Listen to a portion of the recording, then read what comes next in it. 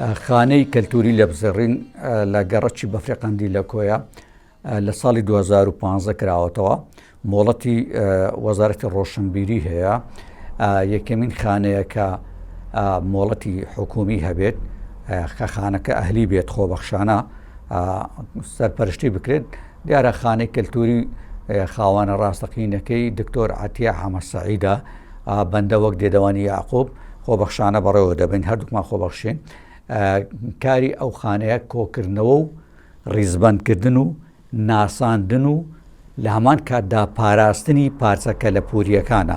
نزیکەی 1000 پارچەی کەلەپوری لەخۆ گرتووە، دابەشبوونە بەسەر چەندان بەشی وەکو ڕستن و چنین، جوانکاری ژنانە، بەشی ڕاو و ڕاوشکار، ڕێژە و پێژە، گڵکاری، بەشی کشت و کاڵ، بەشی ناوماڵ، بەشەکانی تر. بەگشتی ئەو خانەیە هەموو ئەوان کەرستانە لەخۆ دەگرێت کە لە ڕابردوو کوردەواری یان کورد دروستی کردوون یان کورد بەکاری هێنان بووتە بەشێک لە کەلەپوری کۆمەڵی کوردەواری.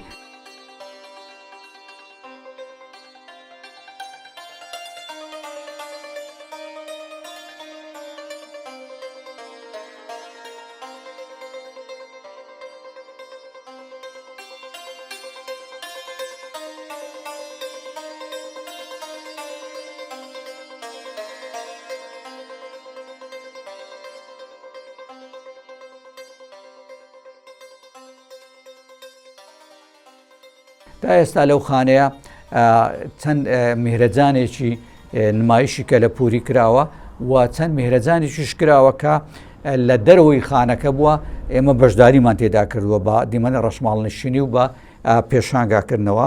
لە هەمان کاتشدا لەو خانەیە 4 ژمارە لە گۆڤاری کللتوری کورد دەرچووە، واتە بە ناوی خانەکە دەرچووە.